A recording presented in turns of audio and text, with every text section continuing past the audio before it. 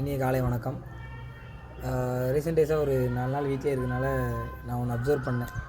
நான் காலையிலையும் சாயந்தரமும் என்னோடய புறாவுக்கு வந்து நான் வந்து ஃபுட்டு வந்து போடுவேன்.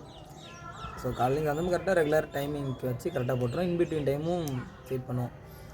ஸோ அதை பேஸ் பண்ணி வெளியே உள்ள இந்த கிளிகள், அணில், அடுத்து மயில் அந்த மாதிரி இருந்தால் ஃபுட்டுலாம் சாப்பிடும்.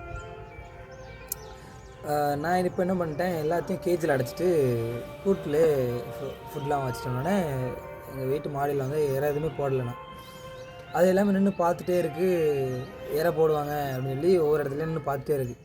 எனக்கு அது மைண்டில் வரல, இது அதுக்கு தான் நிற்கிது அப்படின்னு சொல்லிட்டு. அடுத்து வந்து இறை போட்டேன். அது வந்து எல்லாம் சாப்பிட்டு அது கிளம்பி போயிடுச்சு. இதேமாதிரி தான் உங்கள் லைஃப்லேயும் நீங்கள் வந்து யாரையாட்டும் ஒருத்தர் வந்து டிபெண்ட் பண்ணியிருப்பீங்க.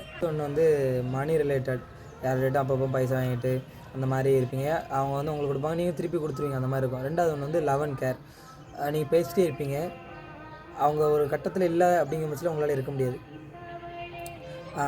இன்னொன்று வந்து ரைட்டிங் ஒர்க்கு, அவங்கள வச்சு நம்ம சின்ன சின்ன ஒர்க் வந்து ஏதாட்டும் ஒன்று முடிச்சுக்கிடுவோம். அவங்க வந்து நம்மளுக்கு ஹெல்ப் பண்ணுவாங்க. ஆஃபீஸ் ஒர்க் ஆகட்டும், ஸ்கூல், காலேஜஸ் எதுக்குனாலும் ப்ராஜெக்ட் ஒர்க் வந்து அவங்க யூஸ் பண்ணிக்கிடுவோம். சம்டைம் அவங்க இல்லை அப்படின்னா அந்த ஒர்க்கை வந்து உங்களால் பண்ண முடியாது. இதே மாதிரி யாரையும் டிபெண்ட் பண்ணி இருக்காதீங்க. உங்களோட வேலையை வந்து நீங்களே பார்க்குற மாதிரி வந்து இருந்துக்கோங்க.